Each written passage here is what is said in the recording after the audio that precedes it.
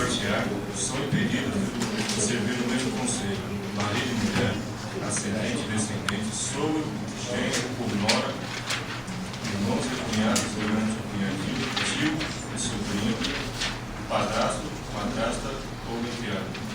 O mesmo impedimento ocorrerá em relação às pessoas que mantêm união estável conhecida como entidade familiar. Aplicar-se-á aos jurados o disposto sobre os impedimentos, a suspeição e as incompatibilidades dos juízes togados. Não poderá servir o jurado que tiver funcionado em julgamento anterior no mesmo processo, independente da causa determinante do julgamento posterior. No caso do concurso de pessoas, houver integrado o conselho de sentença que julgou o outro acusado, ou tiver manifestado prévia disposição para condenar ou absolver o acusado.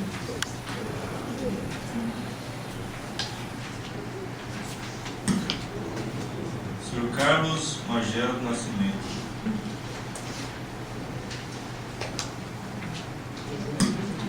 Diga a defesa.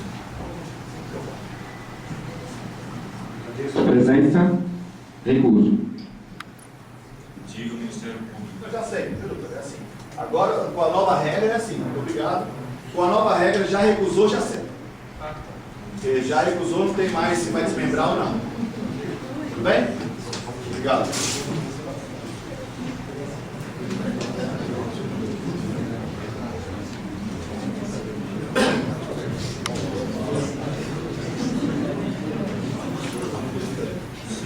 Vicente Luiz Fortaleza. Agradeço a presença. Aceito. Diga o Ministério Público. Agradeço a presença. Recuso. Quem foi? Muito obrigado. Muito obrigado. Quantas recusas podem, doutores? 3 recusas imotivadas. Imotivadas, quanto pode? Quantas quiser. O que é motivada? Motivada é falar, é irmão do juiz, é parente do réu. Motivada, quantas quiser. E aí o juiz vai falando, pode uma, já tem outra. Estou concentrado. Vai lá. Número 21, Thalita Ferrari.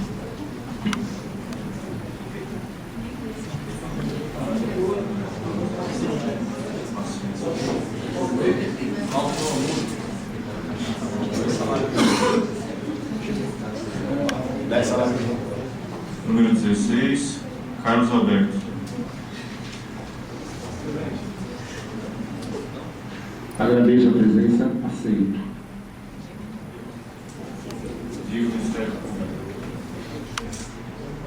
Agradeço a presença e aceito.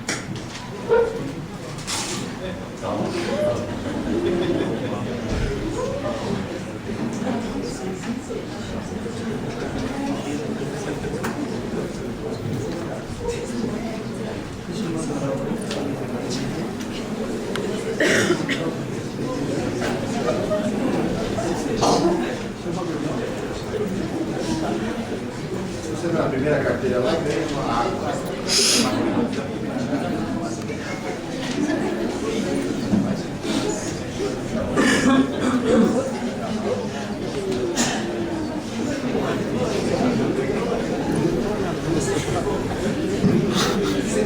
Número 19, Edson dos Santos.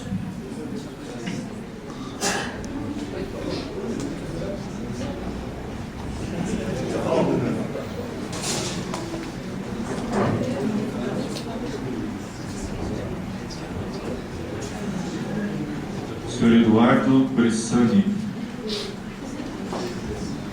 Agradeço a presença e aceito. Diga o Ministério Público. Agradeço a presença e recuso.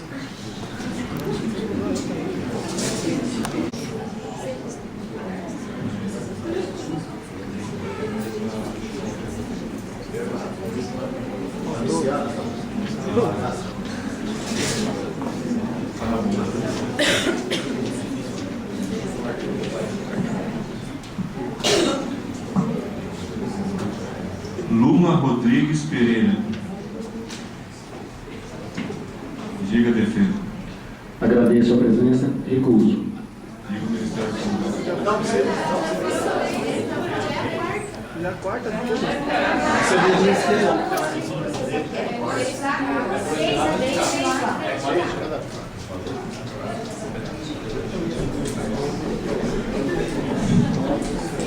Tô fazendo atenção, tá legal, né? Dois atores.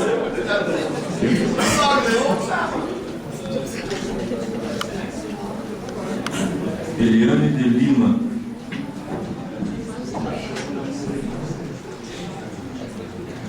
Agradeço a presença e aceito. Diga o Ministério Público. Agradeço a presença, aceito.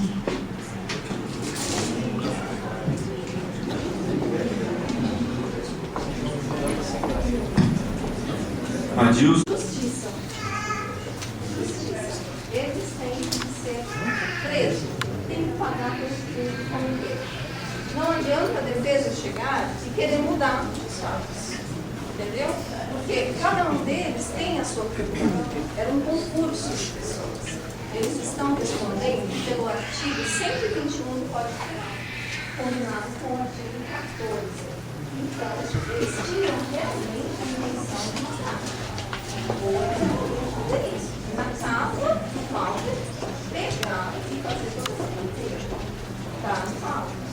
Tudo que eu estou falando, tem a prova. Tem as fotos do local do dia. Gente, quem de vocês não viu o perigo que são essas pessoas na rua? Então, por favor, excelência, os jurados, os advogados, entendeu?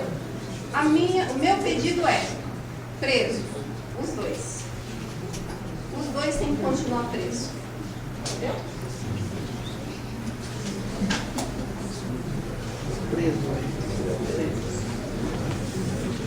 Opa!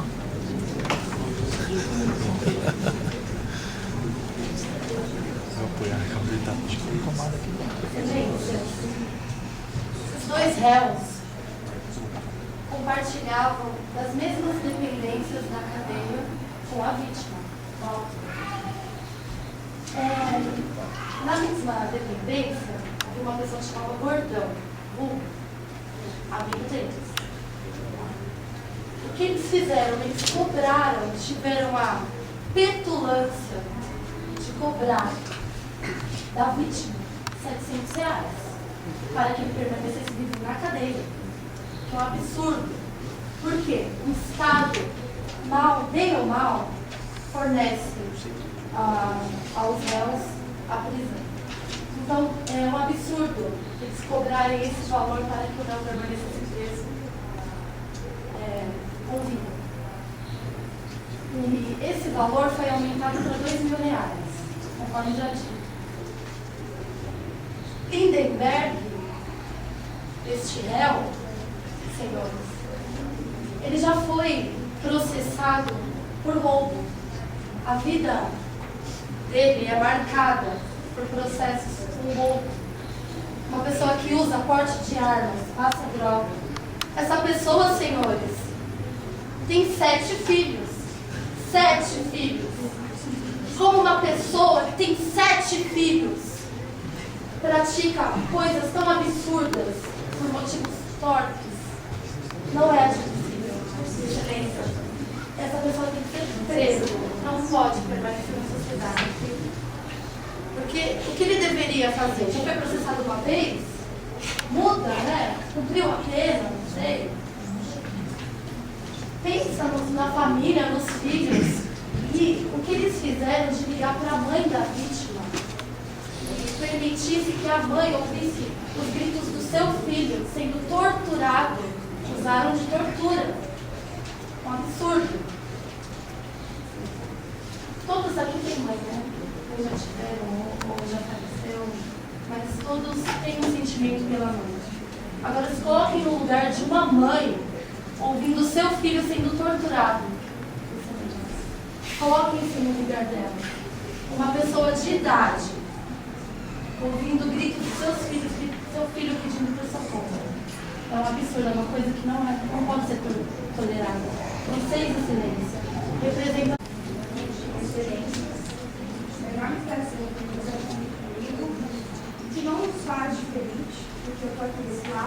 vocês deixam. Eu posso ter o meu conhecimento na lei, mas vocês têm o conhecimento da vida. E a vida está sendo a questão desse júri. Então, vocês têm que pensar bem na decisão de vocês. Eu não quero o que é bom para mim, o que é bom para a defensoria, o que é bom para vocês também. Vocês estão vivendo numa sociedade. Essa sociedade não pode ser corrompida. Os dois réus, Lindeberg e Fernando, não podem conviver na nossa sociedade. Imagina, vocês com filhos de vocês, saem de dia, voltam à noite. Cadê a segurança desses filhos? Cadê? Por isso que a nossa Constituição Federal, no artigo 5º, ela traz para a gente direito à vida. A vida é um bem indisponível. Quem são eles para tirar a vida de uma segunda pessoa? Quem são eles? Cara de santo e só sabe a torpeza que eles utilizaram, os marginais utilizaram para torturar o Sr. Walter, vítima. O Sr. Walter, ele foi obrigado a mentir nos autos por questão de represália, ele ficou com medo. Ele tem família também. O senhor Lindeberg, ele não pensou na família dele. Só que o senhor Walter, na condição de vítima, ele pensou na família dele e negou tudo que estava nos autos. Porém, a sociedade não pode continuar com esses dois delinquentes. Nossa Constituição Federal também traz a proteção de que ninguém poderá ser submetido a tratamento desumano ou degradante. Mais uma vez, eles infringem o que a nossa Carta Maior, a Constituição Federal, ela nos traz.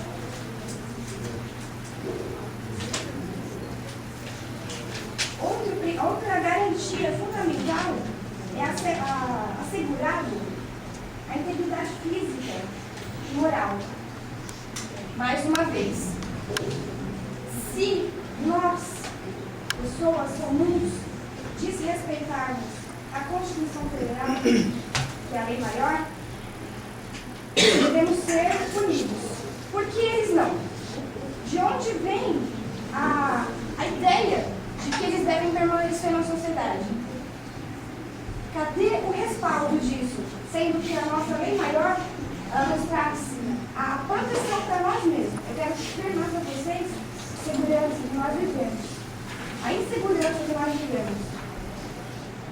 Será que é justo uma mãe ouvir a tortura do filho, do próprio filho? O que uma mãe faria para garantir a segurança do seu próprio filho? Tudo.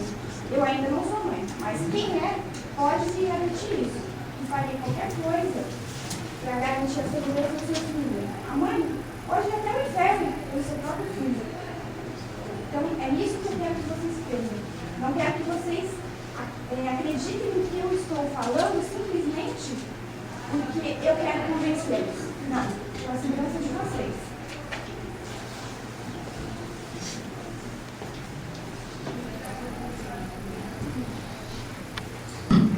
Com a palavra, defesa.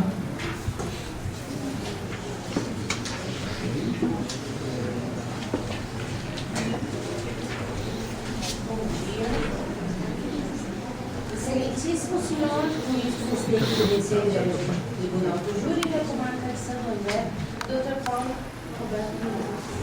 Sinto-me honrada e agradecida de atuar ao lado de Vossa Excelência, a presidência dos trabalhos desta manhã. Posso se tratar de um magistrado competente, equilibrado, e quem garante as partes e ao réu o exercício do pleno do contraditório, sempre com imparcialidade e serenidade atributos indispensáveis ao bom juiz. Pela razão pela qual quero lhe prestar esta simples, porém singela homenagem, fazendo-a não apenas em meu nome, mas também em nome da Igreja Ordem dos Advogados do Brasil, que é extensiva não só a Vossa Excelência, como também a todos os membros da magistratura. Senhores promotores, Excelência Senhora Doutora Francisca Cleide, doutora Viviane e doutora Carol, digníssima promotora de justiça, que hoje abrilhantam a tribuna da acusação. Igualmente, é uma satisfação para esta defensora, autora nota de Vossa Excelência, promotora que demonstrou, durante a explanação, ser uma legítima defensora da sociedade. Assim, doutora, tendo a plena certeza que o Ministério Público está muito bem representado na pessoa de Vossas Excelências, e apesar de defendermos às vezes teses antagônicas, nada impede que tenhamos o mesmo objetivo, ou seja, justiça, posto que no plenário do júri debatem-se ideias e não homens. Por derradeiro, quero lhe estender esta singela homenagem, não apenas em meu nome, mas também em nome da Igreja OAB, extensivo a todos os membros do Pacto Bandeirante. Funcionários, quero estender minhas homenagens também aos senhores funcionários da casa e ao Conselho de Sentença. Por tudo isso, quero render-lhes essas saudações, agradecer pelo comparecimento de todos e rogar a Deus que nos ajude mais nesse difícil mês.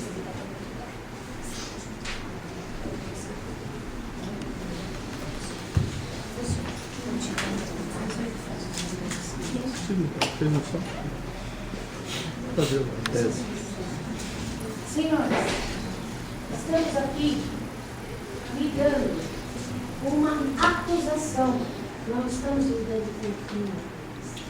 Aqui não temos ninguém criminoso. Se consta nos autos que existe acusação do nosso do Ministério Público, do qual ingressam os dois acusados aqui, que têm nome e são apenas acusados e não criminosos, tendo em vista que o meu cliente, o senhor Fernando, não possui antecedentes criminais. Ele está sendo condenado pelo artigo 21, parágrafo 2º, combinado também com o artigo 14, que é o motivo de tentado, homicídio tentado, juntamente com o artigo 69, que eu tenho no material, o crime formal, e dizendo que este acusado tornou difícil a proteção da vítima, que ora nós estamos com ela aqui.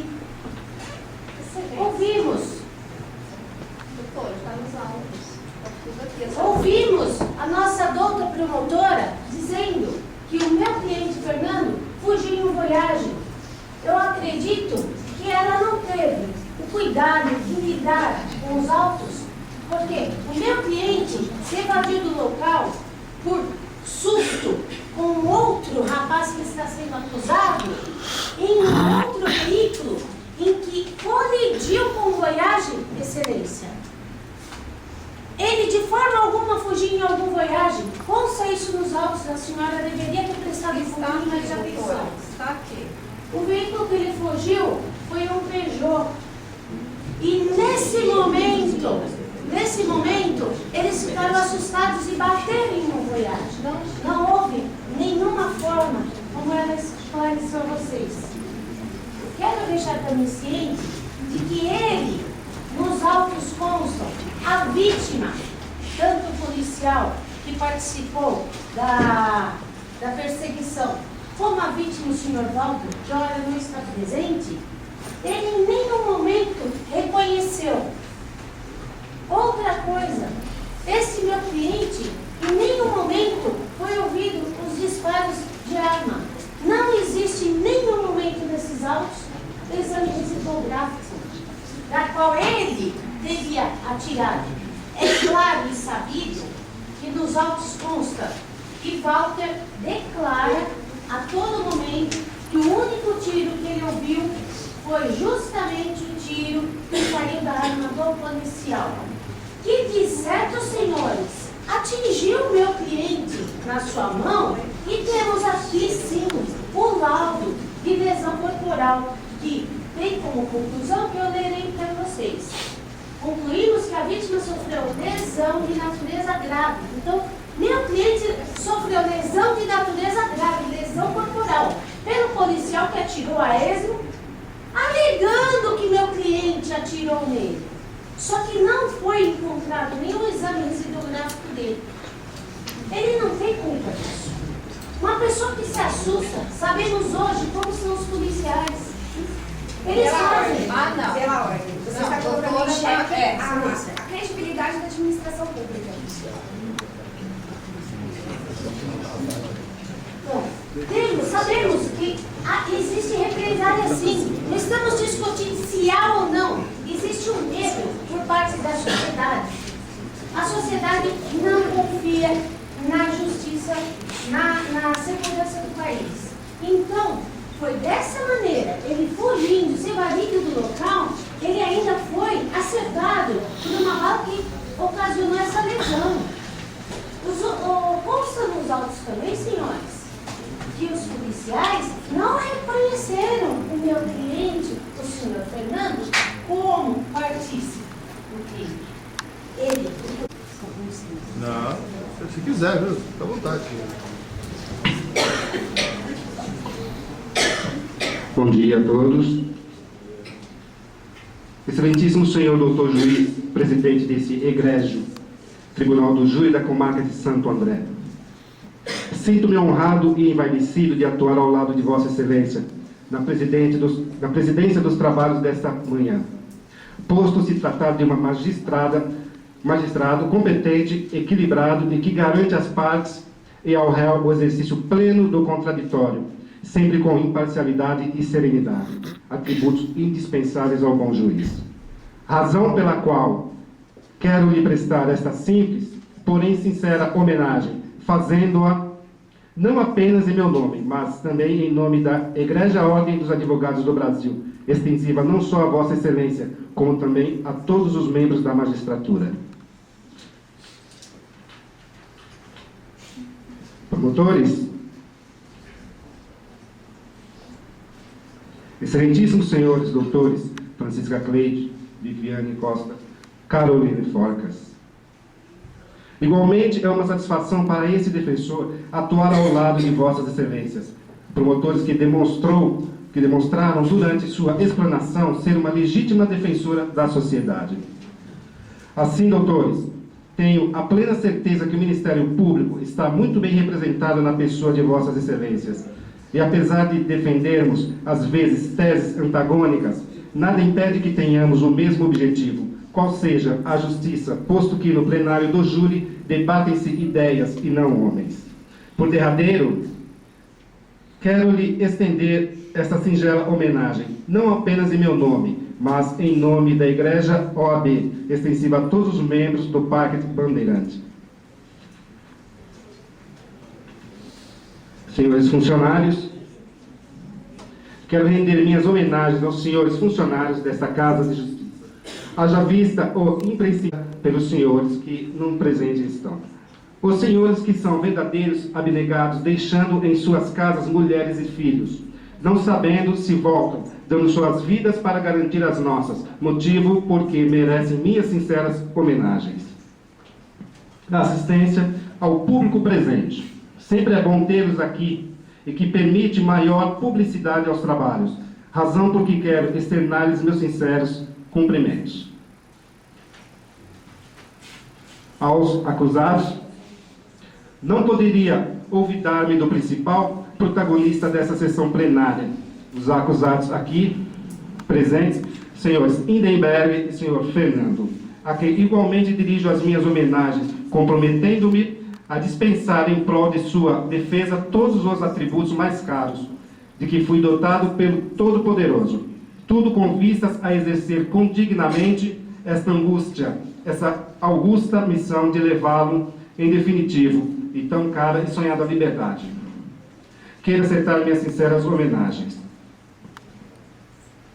E aos senhores, o conselho da sentença.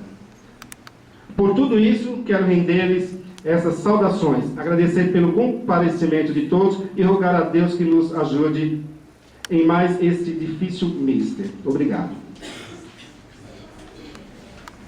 Senhores aqui presentes, muito obrigado pelo comparecimento de todos.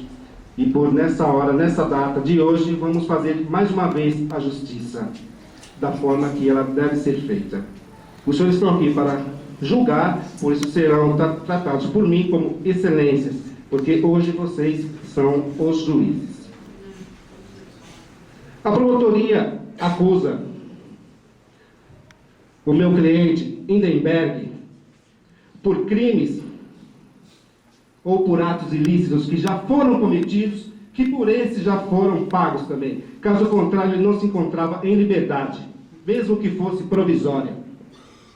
A promotoria acusa o meu cliente do artigo 121, matar alguém, homicídio, e não qualificou homicídio. Não qualificou o homicídio. Portanto, deveria fazer-se menção nos incisos 1, 3 e 4, que diz sequestro mediante extorsão, que seria a base fundamental do artigo 121. Portanto, vocês do júri, analisem bem essa questão. Hindenberg não matou ninguém, não cometeu nenhum suicídio, nenhum homicídio, melhor. Então, por que dizer do artigo 121 combinado com o artigo 14? Não é? Não existe essa menção quanto a isso. O meu cliente se encontra sendo acusado pela promotoria pelo fato de ter oferecido uma carona ao ora réu Fernando. Até então, o meu cliente não sabia do que estava se tratando. Apenas se encontrava num bar e o Fernando chegou, onde ofereceram uma carona a ele e ele assim aceitou. Dessa forma, não há como qualificar o meu cliente como criminoso. Imaginem vocês terem o veículo de vocês, chega uma pessoa, um colega, sabe-se de onde vem, até concordo, e vocês não podem de forma alguma oferecer uma carona para alguém. Que mundo é esse que nós vivemos? Que nós temos os nossos afazeres, temos os nossos bens, não podemos compartilhar com ninguém. Por que isso deve ser levado em consideração dessa forma? Que está sendo enquadrado como assassino. Ele não é assassino. Se ele cometeu algum ato ilícito anteriormente, ele já pagou por isso, tanto quanto estava em liberdade.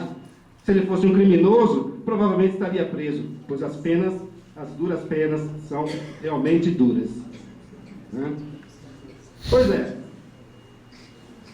A Constituição Federal, como protagonizou o Ministério Público, ela faz menção ao bem-estar de todos os humanos. Seja ele réu, seja ele condenado, seja ele acusado, tenha ele uma ficha limpa, mas não adianta usar a Constituição para dizer que diz isso ou aquilo. A Constituição também diz o seguinte, que ninguém pode ser preso se não em flagrante delito. Por que o Hindenberg foi preso? Porque ele se